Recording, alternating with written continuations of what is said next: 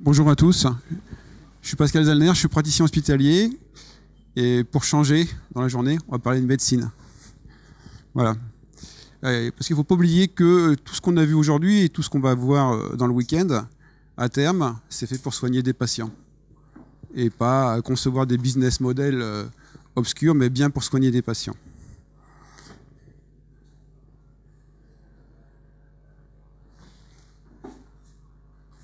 Un concept très important et qui est centré autour du patient et dont on parle en France depuis 2007, depuis le rapport de Picard fait à l'époque, qui mettait en évidence un concept qui personnellement m'est cher, qui est le concept de santé personnelle, qui met le patient vraiment au centre de sa santé, avec, vous le voyez, des outils qui étaient déjà décrits et qui ont beaucoup évolué depuis.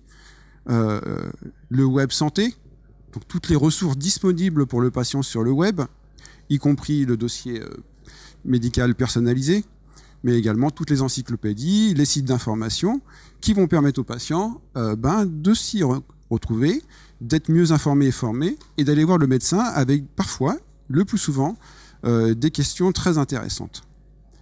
Et puis une autre notion mise en avant par Robert Picard, cette notion d'inclusion, qui évoquait déjà ce dont on parle aujourd'hui, c'est-à-dire un environnement intelligent et puis qui va pouvoir assister le patient dans sa vie de tous les jours. Et c'est en ce sens que la révolution numérique, elle nous intéresse, nous médecins, c'est parce que ça va nous permettre d'avoir de nouveaux outils pour faire du diagnostic, qui est notre cœur de métier, et qui va nous aider à mieux suivre nos patients, mais surtout à, au bout du compte, obtenir de nouveaux types de symptômes, de nouveaux types de diagnostics. Cette slide, qui date de 2007, j'ai repris le schéma dans le rapport, évoquait déjà ce dont tout on parle aujourd'hui. De la téléchirurgie, de la téléconsultation et de l'actimétrie. L'actimétrie qui concerne tous ces petits objets connectés qu'on a dans les poches, Fitbit & Co. Mais vous voyez que c'est qu'une toute petite partie de ce qu'on peut appeler la santé connectée, l'actimétrie.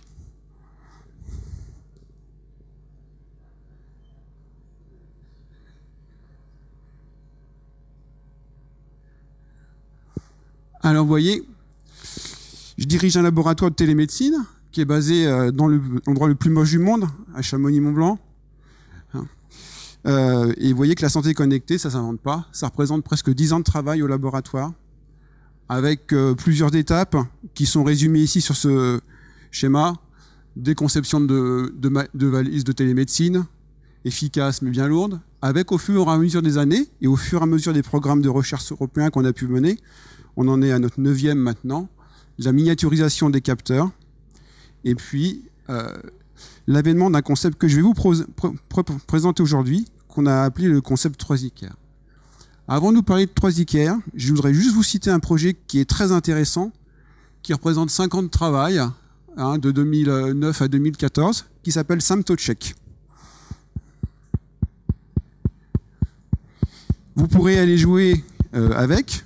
Il est en ligne et il a été financé et il est hébergé par un hébergeur de données de santé, la société Santé Assistance, sur le site DoctorClick. Je vous engage à aller jouer avec cet outil qui reproduit les processus cognitifs du médecin lorsque celui-ci vous a au téléphone. C'est la même chose.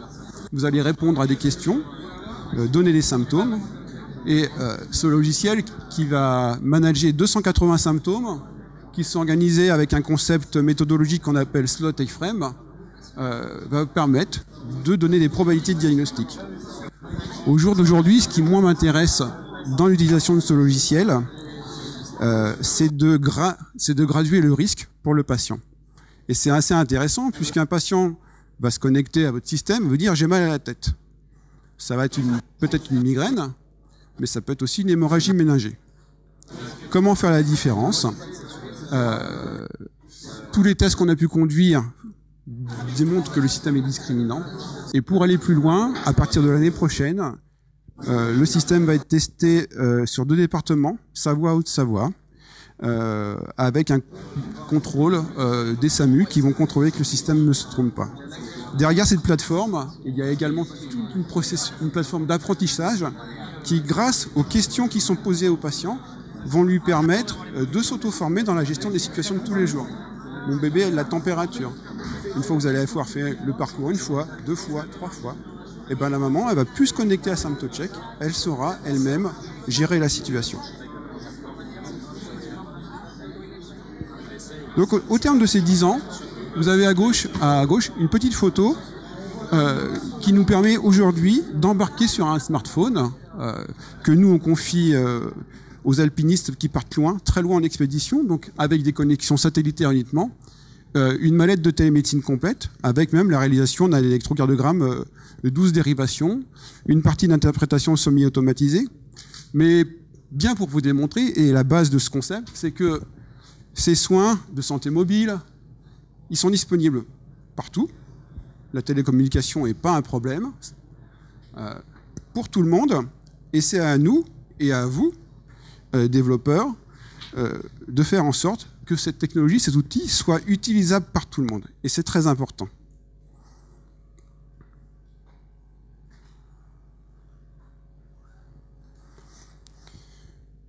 Pour bien faire la différence sur la génération des outils qui arrivent, et dans laquelle il faut que les médecins aient un rôle à jouer, vous avez là sur votre gauche le schéma fonctionnel de notre dossier médical embarqué qu'on avait appelé Resacor. Avec, vous voyez, une couche pour se connecter au dossier médical personnalisé en France, et puis sur le haut, une couche de dialogue avec des capteurs biomédicaux, classiquement saturation artérielle en oxygène, tension artérielle, électrocardiogramme, pour pouvoir réimporter dans le dossier embarqué des données numériques itératives.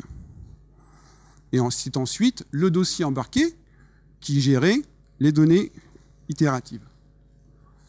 La force de la technologie qui arrive, c'est que ces capteurs, ils sont directement embarqués sur nos patients et qu'on va pouvoir collecter beaucoup plus de données et beaucoup plus vite.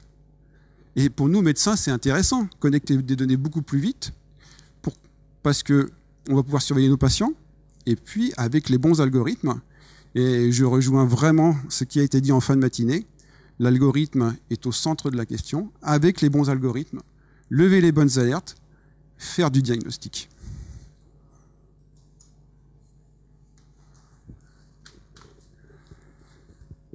Donc, au centre, le cloud. Enfin, le cloud, c'est un peu plus compliqué que ça, avec en rouge la brique essentielle de cette architecture, le moteur d'inférence, c'est-à-dire le cerveau du cloud.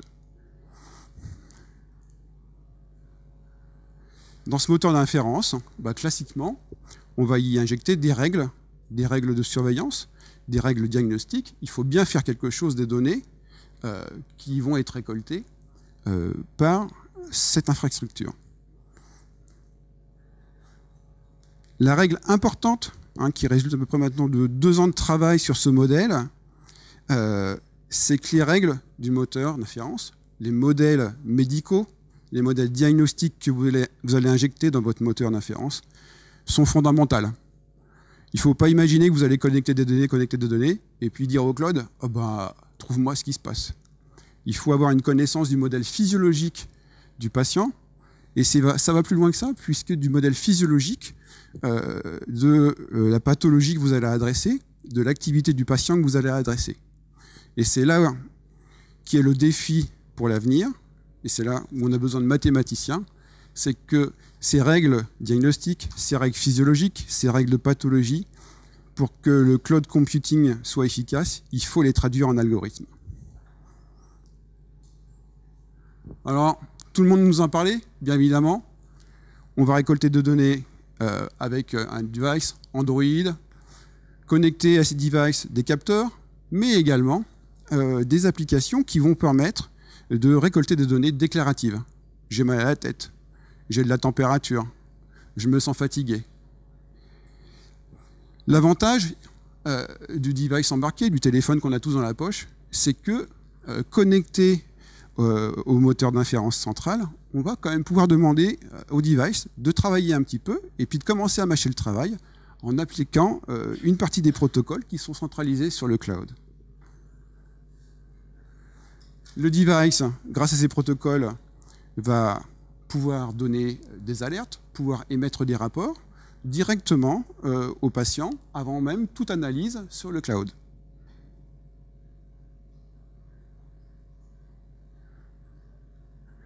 À terme, chaque profession va y retrouver ses petits, les praticiens de santé, le patient lui-même qui va pouvoir consulter bien sûr ces données et puis consulter les profils et les informations qui auront été préparées par le cloud pour l'aider à améliorer sa pratique, sa santé, et puis bien évidemment une interface pour le médecin pour lui permettre de surveiller ses patients.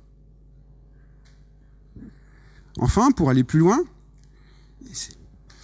le cloud ne va pas garder ces données, puisque le cloud doit s'inscrire dans un schéma de santé publique, va pouvoir exporter ces données dans le dossier personnel du médecin, au cabinet du médecin de famille, du GP, et même pousser des données en tant que rapport de consultation, comme on va pouvoir le voir, dans le dossier médical personnalisé. Pour faire une petite parenthèse, il y a beaucoup de questions sur les hébergeurs de données de santé. Sachez qu'en France, on a l'hébergement de données de santé pas cher, c'est le DMP, et j'espère vous en convaincre avant la fin du week-end. Et enfin, dernier point, qui est le point moi, qui m'intéresse en tant que chercheur, c'est qu'effectivement, ces modèles qui ont été injectés via le moteur d'inférence, grâce à la quantité de données, on va pouvoir réévaluer leur pertinence et puis progresser et inventer de nouveaux moteurs, de nouveaux modèles, de nouveaux algorithmes pour mieux décrire la pathologie et à terme mieux lever les alertes et mieux surveiller nos patients.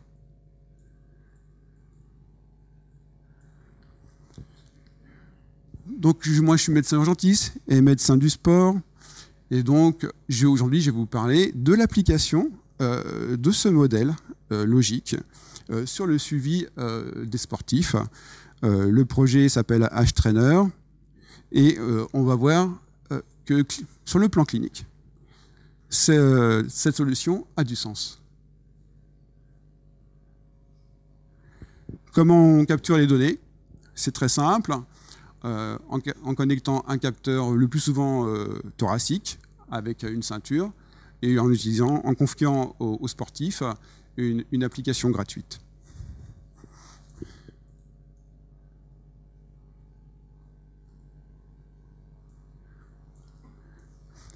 Un exemple de ce dont peut bénéficier votre patient, son carnet d'entraînement avec à chaque séance le compte-rendu de la séance. Mais vous voyez aussi des critères de prédiction de la fatigue, des critères de prédiction de limitation de l'entraînement, de nouvelles données qui n'étaient pas disponibles avec les systèmes classiques.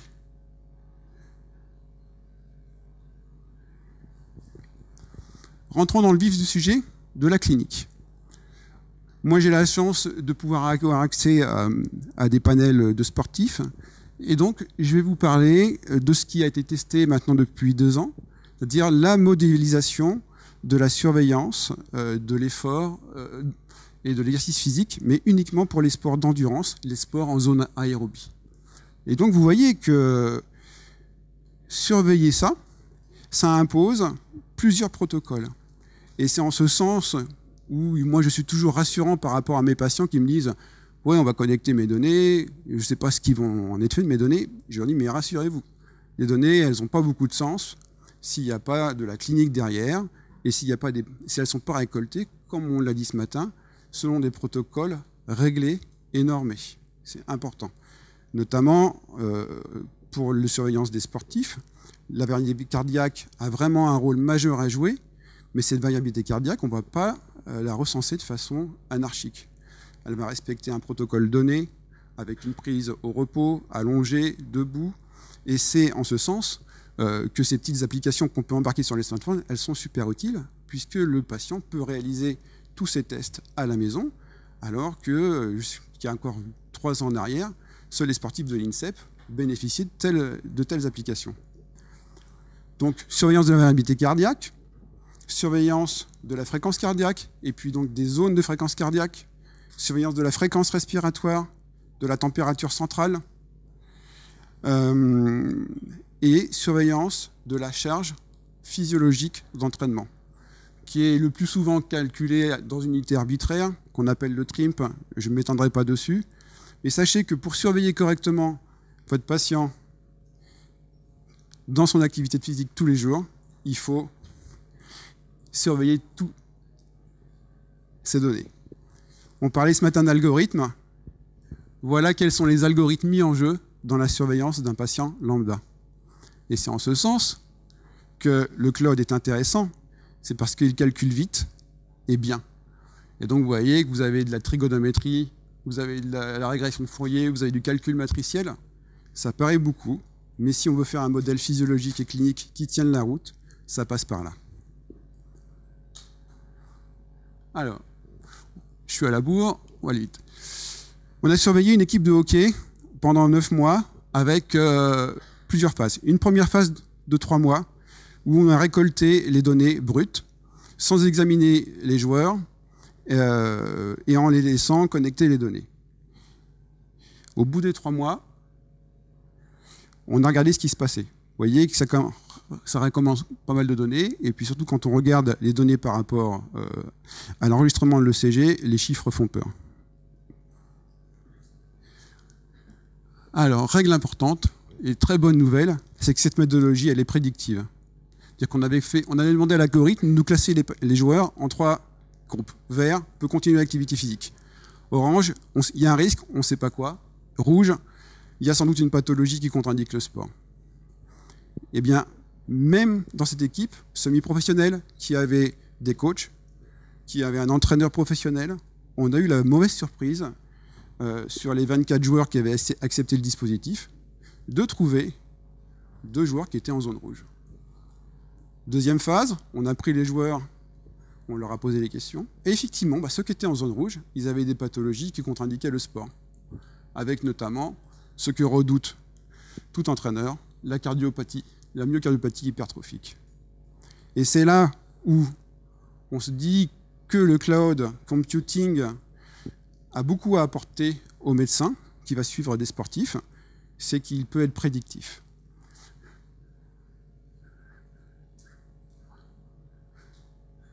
Autre paramètre important, dans la deuxième phase, les joueurs ont été formés à l'utilisation du système et tous les joueurs qui étaient en surentraînement ont pu, au fur et à mesure, grâce à l'utilisation du système, corriger ces pathologies.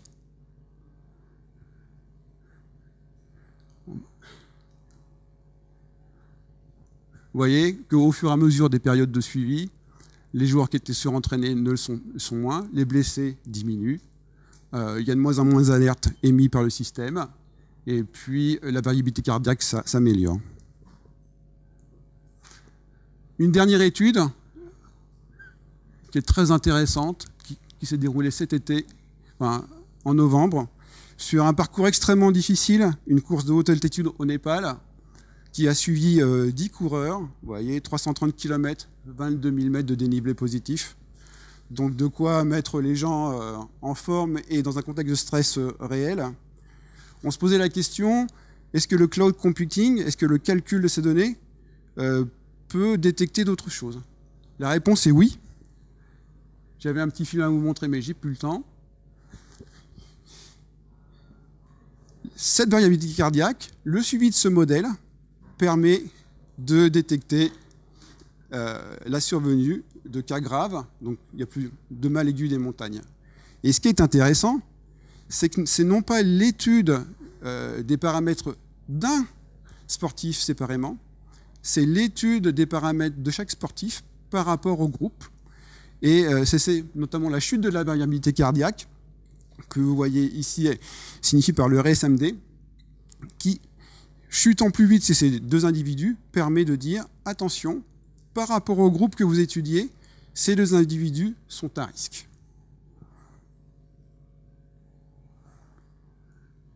Pour conclure, et c'est la bonne nouvelle, c'est qu'effectivement, sur le plan médical, et là, on a des études cliniques, des petites séries, 30, 10 coureurs, 10 joueurs, permet de faire du monitoring de patients, permet de lever du diagnostic, permet de faire apparaître de nouveaux types de symptômes.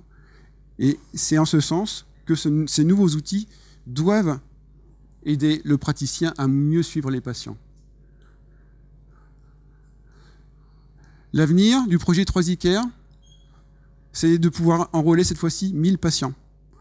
Ça va pas se faire tout seul, avec des partenariats avec l'Université de Lausanne, l'Université de Savoie, et toujours au travers d'une application gratuite, l'application servant bien sûr à collecter le plus grand nombre de données pour nous permettre d'améliorer les modèles. Une dernière slide, simplement parce que c'est également un de mes chevals de bataille, qui doit vous rappeler le schéma que vous avez vu au début. C'est le modèle idéal pour le médecin du numérique en France.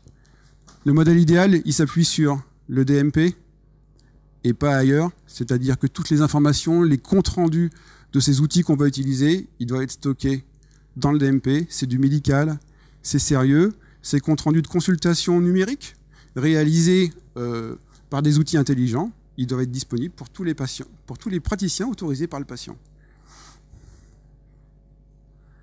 Je vous remercie de votre attention. J'aurais aimé avoir plus de temps pour vous parler de ces outils, ces nouveaux outils passionnants.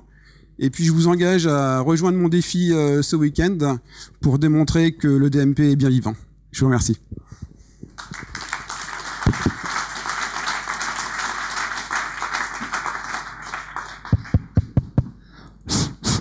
Alors, on a un micro à chef maintenant. We have a microphone. Do you have some questions? Pas de questions? Hi. Maybe I missed it because it was in French, but it seemed that your data it seemed to all go to the health professional to help them do their job better. But what about the data going back to the developers of solutions so they can develop better solutions for citizens and leave the health system out of it? Do you need to have, is it only for the health professional, your whole system, or can developers get the data out and develop better solutions with no doctor? Les deux.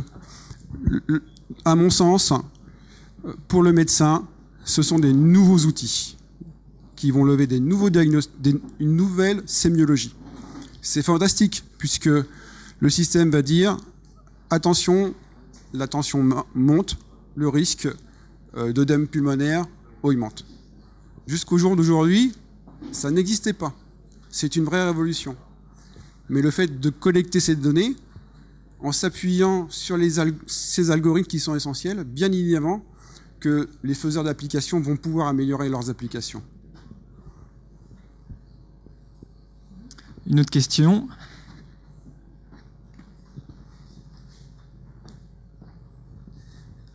Est-ce qu'en monitorant en permanence certains paramètres, on risque pas de faire du surdiagnostic, des modifications de paramètres vitaux qui, au final, n'auraient pas donné de pathologie chez certaines personnes et du coup de traiter ou de faire de la prévention chez des gens qui seraient pas malades? Alors là, dans le cas du sportif, il n'y a pas de monitorage en permanence, hein, c'est pendant l'activité sportive, mais clairement non. Et lorsqu'on a suivi les hockeyeurs, j'ai été super surpris, après le dépouillage des 3 mois de données, que le système, sur un échantillon si petit, soit capable de dire attention, alerte. Alors le système, il ne fait pas du diagnostic. Il va dire est-ce que le sportif colle au modèle du sportif sain sans risque, ou est-ce que le sportif, il est dans un modèle de sport à risque. Mais rien que ça n'a pas de prix. Ça veut dire qu'à terme, on peut imaginer que cette façon d'engranger de données, de faire des calculs, ça puisse être prescrit sur ordonnance. C'est-à-dire qu'un patient qui est hypertendu, bien évidemment avec un capteur dont on est sûr des données, et c'est aussi un point qui est très important, les capteurs que nous on utilise, ils donnent une confidence, c'est-à-dire que pour chaque donnée qui est acquise sur le patient, on a un pourcentage de valeur de données, c'est-à-dire que si la confidence est à 5%, eh ben, vous ne savez pas ce que vous mesurez.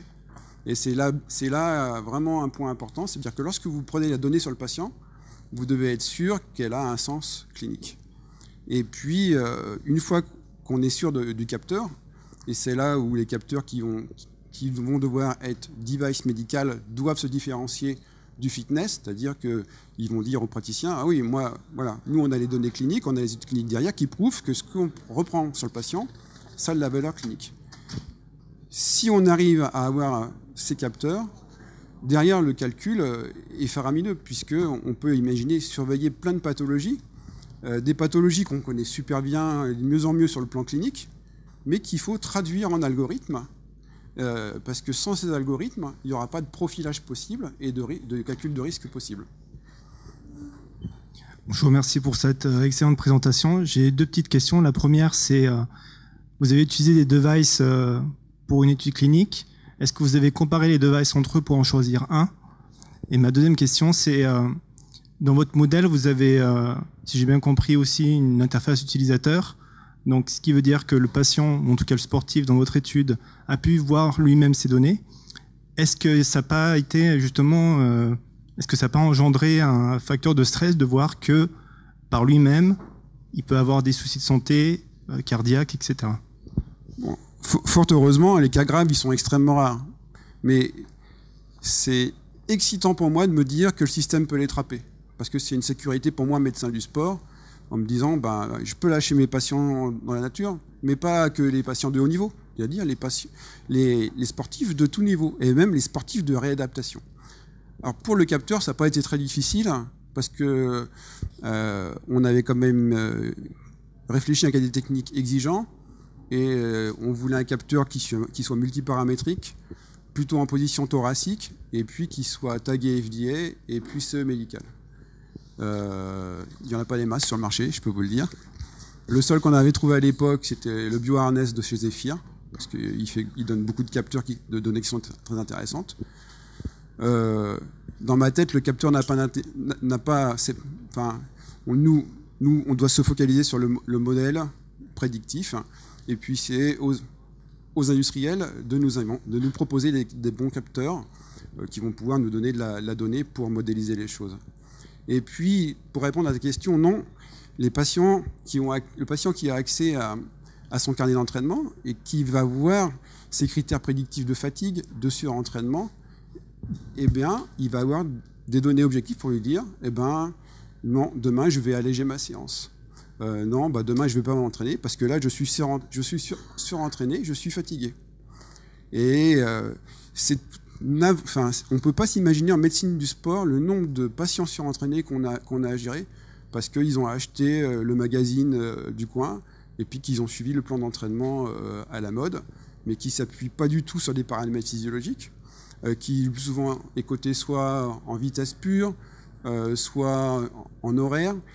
Et l'avantage, justement, de tous ces capteurs, de cette infrastructure, c'est d'enfin proposer aux patients, y compris aux patients qui veulent se réadapter au sport, des outils qui vont sécuriser la pratique, les empêcher de faire n'importe quoi, et j'espère lancer les bonnes alertes pour qu'ils s'arrêtent à temps. Voilà.